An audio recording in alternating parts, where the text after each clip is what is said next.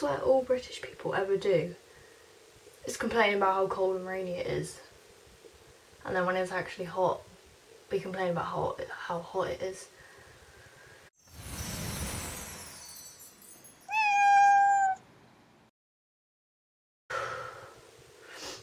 Hi guys, so today I'm going to be talking to you about the pros and cons of different piercings and different tattoos and just kind of the general gist of all of that and like the pain and just what I know from the piercings I've got. And I worked in a tattoo studio for a bit and I learnt some of the piercing there and some of the tattoo sort of stuff. And I watch people get tattooed, so I kind of know the sort of gist of the different pain levels and things like that. But I do have to say I'm in no way a professional, so please don't take everything I say to heart, because I probably will get some things wrong and you probably won't agree with some of the stuff I say either.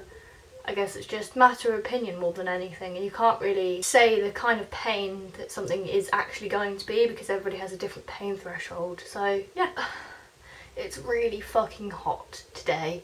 And I'm sweating my tits off, so I'm gonna need to keep drinking my green tea. It is fucking delicious. It's too shiny and too sunny for you to see, but yeah, so anyway, let's me stop rambling and let's get on with the video. I've written everything down that I've thought of, so I might miss some things out. So the first thing I'm going to be looking at is piercing. So first up is cartilage piercings, and generally the ones in your ears is the ones I'm going to be talking about. So cartilage piercings, if you've got a cartilage piercing and it was done with a gun, why? What are you doing? If you get your cartilage done with a gun, a lot of people say it can shatter, but it's more of a rumoured sort of thing. It can damage your ear, yes, but your whole ear isn't going to fall off or break apart just because you got it done with a gun, but it will droop and things like that because the gun is so quick. Your cartilage does not have time to think about it. Like, the gun should not be used for any piercings, not lobes, not anything. So that's just my rant on the gun over. Just don't ever get anything with a gun. Needles do not hurt in your ear. Okay, well they will hurt, but if you're thinking about getting your lobes done with a gun, it's going to hurt a lot more. And when I got mine done with a gun, I was about the age of like 8. So my mum didn't know any better. And the lady in Claire's, yes, Claire's, the worst place of all to get a piercing, she pierced the back of my ear twice with the gun. So she shot it in my ear and then it came back out and shot back through the back. So that fucked my ear up, basically. Anyway, back to the cartilage piercings. Certain cartilage piercings can have complications. So, for example, I had my Dave done, which is the bit just above your lobe. No, not your lobe. What am I talking about? The bit just above your hole. I don't know, ear canal, I guess. That bit, that little flappy bit right above there, if you can just flap that about, that bit there. If that's too small for the piercing, it's going to fall out. It's going to migrate out. You're going to be left with a slit like I have. You can see it on my Instagram. It's somewhere down on that page, so just go look if you want to see my ugly little slitted ear. Ones like that, they migrate out very quickly if they don't have enough skin. They are quite painful, I suppose, but only if you get the wrong piercer. I mean, I've got my helix done and another apprentice did it for me and she stopped halfway through my ear. That was a really fun experience. I've never cried for any of my piercings. I bawled my eyes out. It hurt so much because she just stopped and it was horrible. And they have quite a long healing time and shit like that. Like every piercing has a long healing times. Don't ask me, will my piercing heal in 1 week? No, it won't. It's just the truth. Another thing with cartilage piercings, if you get the industrial or scaffolding as it's sometimes referred to, the one that goes across the top of your ear, that can sometimes fold your ear if it's not done correctly. So if you do get that done, make sure to ask your piercer about it, and if they have no idea what you're talking about, I suggest you find a new piercer. Stretched ears, they are not called gauges. Glad we got that over with. They are not called that. A gauge is the size of it. They are not called gauges, thank you. So stretched ears have a lot of complications. They're smelly, they're gungy, they can get infected easily. Yeah, I'm sure we all know about them, because a lot of us have probably tried stretching our ears at one point or another. And don't size up too quickly, because you will get a blowout, and that basically means the skin from inside of your ear or wherever you're doing it basically pops out the outside, and it looks disgusting, and it can sometimes fuck it up forever. So just be careful and be patient.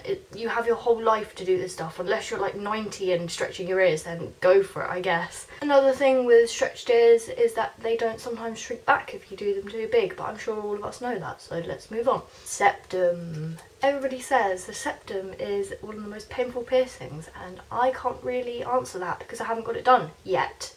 Oh, I might be getting it done soon. I'm not sure. Leave me a comment if you think I should get it done or not. Yeah, septum. A lot of people think that septum is going to be painful because it's being pierced through your cartilage. That is wrong. Wrong.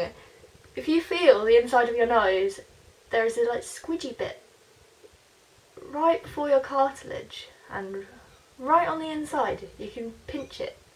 That is called your sweet spot, and that is where most piercers will pierce your septum. I know, genius. Some people don't have the sweet spot, so they do have to get it through the cartilage, but that's only if you're really, really unlucky. So if you do not have a sweet spot, I am sorry. Another thing about the septum is that apparently the actual piercing isn't that painful, it's actually the clamp. Because the clamp clamps your whole nose and it's really uncomfortable, and it's quite big as well. So if you are thinking about getting your septum done, if you've had other piercings and you can cope with the clamp, I'm going to say you can probably cope with your septum. Another good thing about the septum is that if you're at school or something, or like a job that doesn't really allow piercings, you can flip it up if you get it done in the right place. If you ask your piercer and ask them if they can pierce yours so it can be flipped up, and you can't see it, it's brilliant. So that's a good piercing for people who want piercings but they can't really get them done, or parents or school or whatever. Nipples. I've had my nipple done. That was a bad experience. Again, aforementioned tattoo studio shit. He pierced it in the wrong place even though he was supposed to be a piercer for 20 years and I could have got a really serious infection. So please do your research before you get your nipples pierced, because if you're a woman, you know the round bit, like around the areola, I don't really know how to say it. If they pierce it through that, fucking go nuts at them, because that can like seriously give you an infection, because it can block your milk ducts and cause them to go all funny. It shouldn't be pierced through your nipple either if you're a woman, it should be pierced just behind the nipple. And if you're a man, it will be pierced through the nipple or behind the nipple. The nipples, yeah, they're painful, I'm not going to lie to you. It's a nipple. I mean, if you squeeze your nipple and it hurts, you're probably going to hurt having a nipple piercing. You can get it done with a ring or a bar. Ring is painful because it rubs against your bra or your t-shirt or whatever. Although it's easier to clean because you can move it around a bit, it's really hard. I mean, I had mine done with a ring and I would have preferred a bar. So just keep that in mind when you get it pierced. Surface piercing, so skin divers, dermal ankles? No, you're not getting an ankle inserted into your skin. Dermal anchors. So skin divers migrate easily, drop out, can be pulled out, this, that and the other. They're the ones that you usually see like in the middle of tattoos and stuff. I'm sorry for burping now, I'm really rude, but I'm trying to be like normal with you guys, like how I would usually be. You can pull skin divers out, they're not really that painful, but they're quite expensive. So if you're looking to have one for a long time, then I would suggest getting a dermal anchor, which is basically like a skin diver, but it has little holes on the bottom of it. So when they actually they cut open a bit of your skin and then they put it in, and then the skin tissue grows around the holes. So that means that it stays in a lot longer. I mean, you'd usually have to get it cut out, but I guess somebody could camera what you're doing. You could get it taken out by them cutting the skin open, but some people probably could rip it out. I mean, I wouldn't test that theory. Nose piercings, they're one of the most common first piercings to get, really, other than your ears. They're virtually painless. I mean, for me it was like done, and it was my first piercing other than my lobes that I had. If you're worried about piercings, get a nose piercing, it's easy.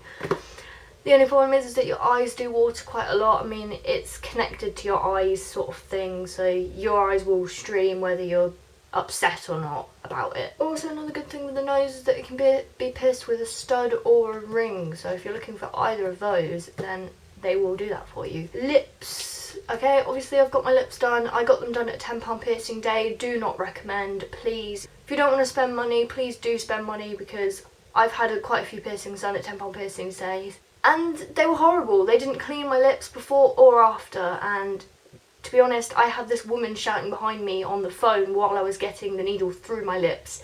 It was a horrible experience, and 10 out of 10 would not recommend. So I could feel the needle actually going through each layer of my lip when I got it done, and that was a really horrible experience, although it didn't really hurt that much. I don't know whether I have a high pain threshold or what, but it just didn't really hurt. Lips can also be very easily infected because obviously you do everything with your mouth. You eat, you smoke, you drink, you do this, that and the other. So you can clean it with mouthwash, although that isn't really recommended. But if you are at school or work or whatever all day and you can't really clean your teeth, like brush them, then I guess you could dilute the alcoholic mouthwash with some water and just swirl that around for a couple of seconds and spit it out, because I'd rather it not get infected and damage some of the skin tissue, because that's what I did. And mine were okay in the inside, because one of my sides did get infected and I had to re-pierce it myself, which I would also not recommend. Do not do that. They also close up quickly, so because mouth piercings, obviously they've got a lot of bacteria inside the mouth that help things heal quickly, they will heal if you haven't had them done for a while. So if you do take it out for a job interview or something, be aware that it probably will heal up by the end of the job interview. Other mouth piercings, such as the smiley, which is that one, they're quick healing, but they do migrate very quickly. So if you're getting one above here or underneath your tongue, the skin grows out quickly, so you're probably not going to have it for long. I mean, some people, they have it for about a year, but they're very, very lucky. A lot of people only have it about 3 weeks, and then it will drop out. Tongue piercings, okay. I'm not very fond of tongue piercings, tongue piercings, purely because they do ruin your taste buds, because obviously it's something going through the middle of your tongue. They are hard to heal because when you have it done, you can't eat like solid foods. You've got to have soup, and you can't have like very hot or very cold drinks, although that does help. It's not recommended really. Also, if you have it done for a long time and you take it out, I've heard that you can swallow your tongue. I don't know whether that is true or not, but apparently your muscles like get used to the weight in it, and if you like, take it out before you go to sleep or something, you can swallow your tongue. Eyebrow piercings, okay. If you get it through your eyebrow, it can make your eyebrow droop if you have quite like fiddly skin. They also migrate quite easily. If you're in a fight and you have an eyebrow piercing, the first thing the other person's probably going to do is rip it out, so I'd also be aware of that. And if you have long hair as well like me, it could get wrapped around and like although it does have many different placements, so you can get it on the top and here. That is known as an eyebrow piercing, although I can't remember the name of it right now. I'm terrible. And lastly, the exciting ones, the intimate piercings. Ooh, I'm not going to go into much detail about these, I'm sorry guys. The intimate piercings are good because if you get it down there, then if you're having sex or whatever, then certain ones can help heighten the pleasure, I suppose.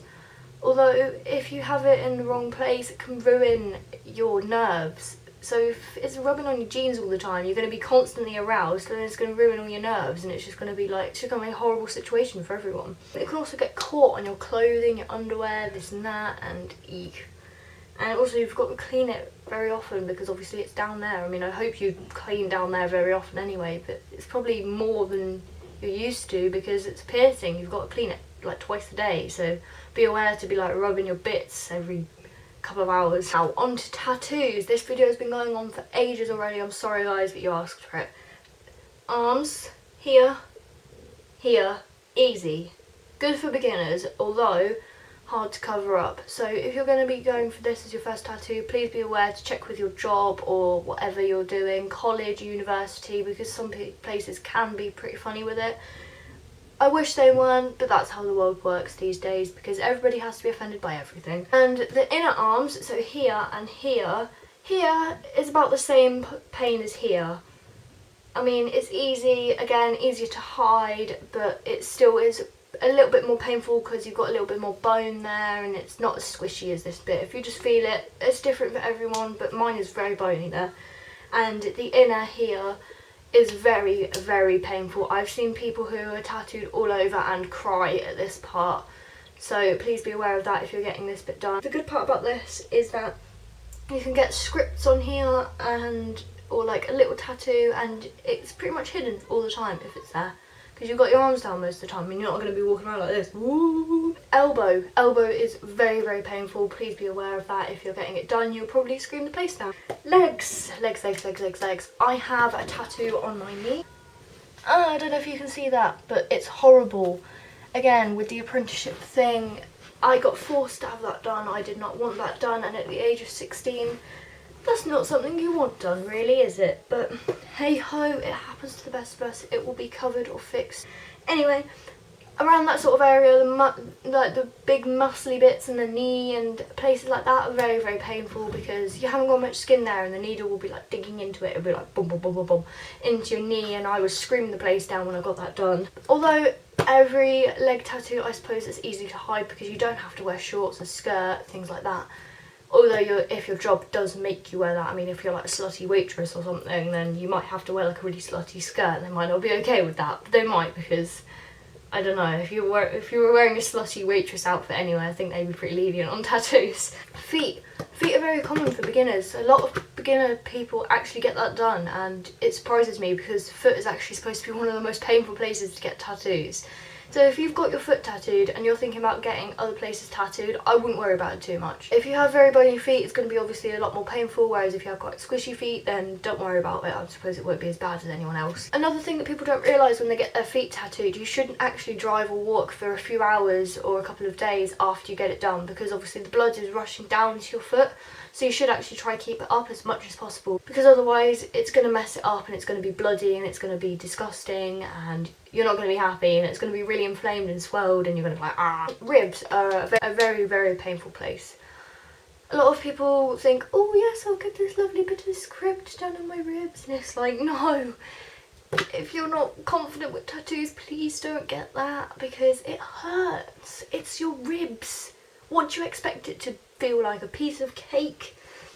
But yes, very many first timers actually go to get their ribs done and they're very surprised by the pain, which I don't understand, because if I was getting my ribs done, I'd be thinking, yeah, this is really going to hurt. Camera, can you please stop? Neck and face. A lot of people choose the neck and the face to get as their last place. So if they run out of space in their body, they think, oh hey, why not my neck and my face? Although some people are an exception of that, and they'll get their neck done as one of their first tattoos. Neck is supposed to be very, very, very painful, even more painful than the ribs. And another reason why it's one of the last places to get done, aside from visibility and jobs and etc. Face also, I mean, you can see it all the time, it's very hard to cover up, so that's another reason why a lot of people don't get it done. I mean, you can cover it if you have hair like mine, I suppose. I mean, if you want to get dickhead covered on your forehead, then go right ahead, because if you have hair like mine, then nobody's going to see it. But I have a tattoo on my butt, confession made. Again, another one of the ones that I didn't want. But it didn't actually hurt that much. I know, I'm surprised too. There's a lot of muscle in your bum, and although it started like clenching when the needle was going in, it actually didn't hurt very much, and it was only small, so I suppose that's why, because the area does numb itself. If it's quite a small tattoo, you're usually fine, because, well, when they've done the outline, they start to shade, it's actually pretty much painless, because your body knows the pain's coming and it sort of numbs the area for you and everything like that. But isn't that painful, and it's easy to hide, so if you want to want a tattoo, go for it. Last but not least, your back. Your back is an awkward one, I guess, because a lot of people are disappointed by the fact that you can't actually see it yourself. The only time you're ever going to see your back tattoo is in a mirror, if you are a contortionist, or if somebody takes a picture of it. So a lot of people are quite funny about back tattoos. I mean, I can guess that's probably a reason why. Another reason why tramp stamps, the bottom of your back, that is the lovely name for them. Another reason why they're quite common is because the bottom of your back actually isn't that painful, because it's quite squishy, apart from over your spine. Anywhere around your spine it will be quite painful, because again, the bone sort of thing. I think that is everything. If I have missed anything, please tell me and I will tell you in the comments if you want to know anything. Let me know if you want me to do a video on my sort of pain and things like that on my piercings and tattoos. I mean, I can do that when I get my first proper tattoos. It's up to you guys, let me know if you want me to do any other videos as well, because I'm running out of ideas. Please tell me, I want to know what you want to know. Right? So, like, comment, subscribe, do whatever you want to do. Go follow me on Instagram if you aren't already, although I'm sure you probably came here from Instagram. I don't know, go and do whatever you want. Go and watch the next video if you like. I mean, you might not have even watched until this long, so I don't know. But if you did, then I love you, and I will see you next time. Goodbye!